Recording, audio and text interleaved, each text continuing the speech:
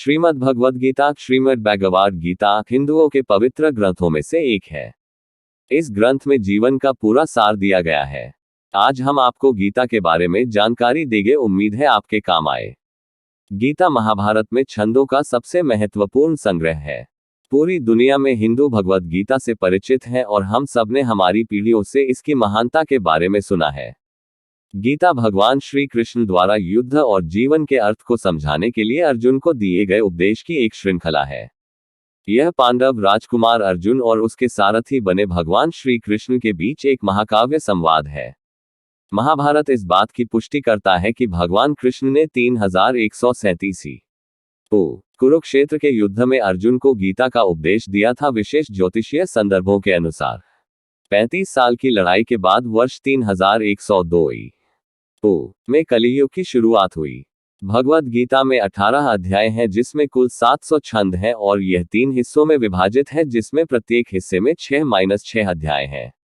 यह देखा जा सकता है कि नंबर 18 महाभारत में कई जगह प्रयोग हुआ है। नंबर 18 का मतलब संस्कृत में जया होता है जिसका शाब्दिक अर्थ बलिदान से है। 18 त्योहार।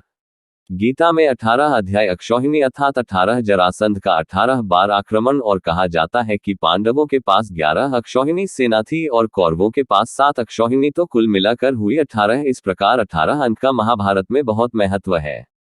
एल्बर्ट आइंस्टीन ने अपने जीवन के आखिरी वर्षों में भगवद गीता में निहित बुद्धिमत्ता में आत्मसात शुरू कर दिया। उसने कहा कि मुझे अपने जीवन के प्रारंभिक दिनों में ही भगवद गीता में लिप्त हो जाना चाहिए था। ऐसा न करने का मुझे बहुत खेद है। भगवद गीता का पहला अंग्रेजी अनुवाद 1785 में चार्ल्स विल्किंस ने लंदन में किया था।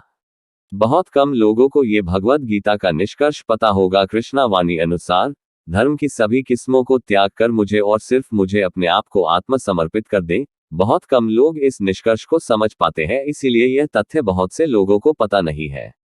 भगवद गीता को गीत क्यों कहा जाता है जबकि यह तो एक उपदेश है? क्योंकि यह एक ऐसे स्केल पर बोला गया जिसे अनुष्टुप कहा जाता है। प्रत्येक छंद में 32 अक्षर हैं। मूलतः ये 4-4 पंक्तियों में विभाजित हैं जिसमें 8 अक्षर हैं। एक विशेष छंद में त्रिष्टुप स्केल का प्रयोग किया गया है जिसमें हर 4 पंक्तियों में 11-11 अक्षर हैं।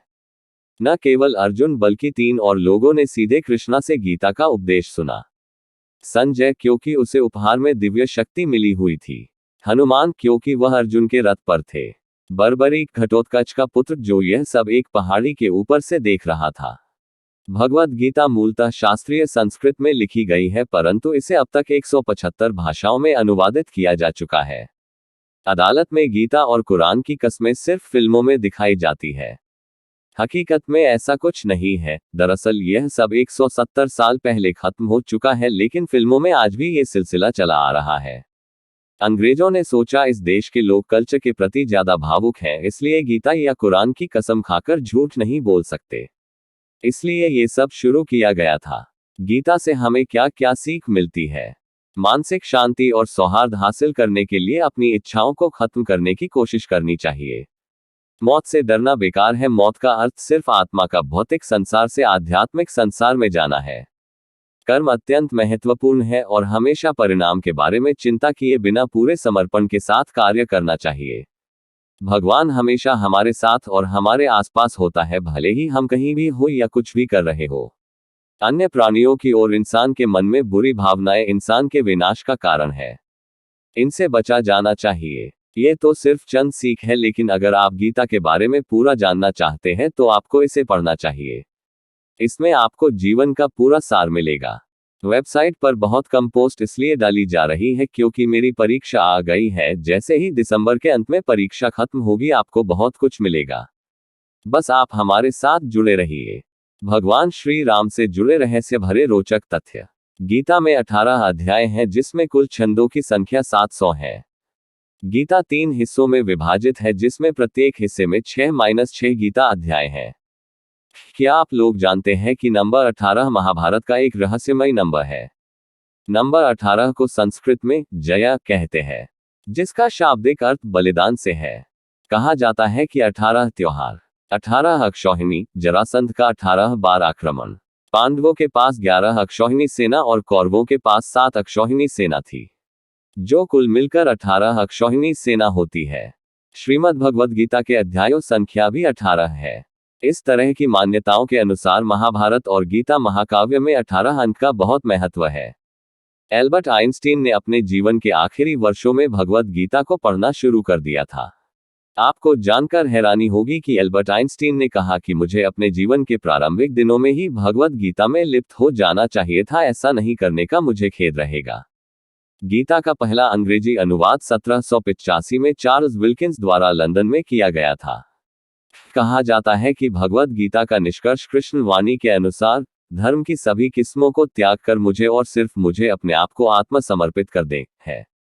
श्री भगवद गीता को गीत भी कहा जाता है। इसके पीछे अनेक लोगों की अलग अलग मान्यता है। उदाहरण, क्या आपको पता है कि श्री कृष्ण द्वारा गीता का उपदेश सिर्फ अर्जुन ने ही नहीं सुना, बल्कि उनके साथ 3 और लोगों ने गीता का उपदेश सुना था।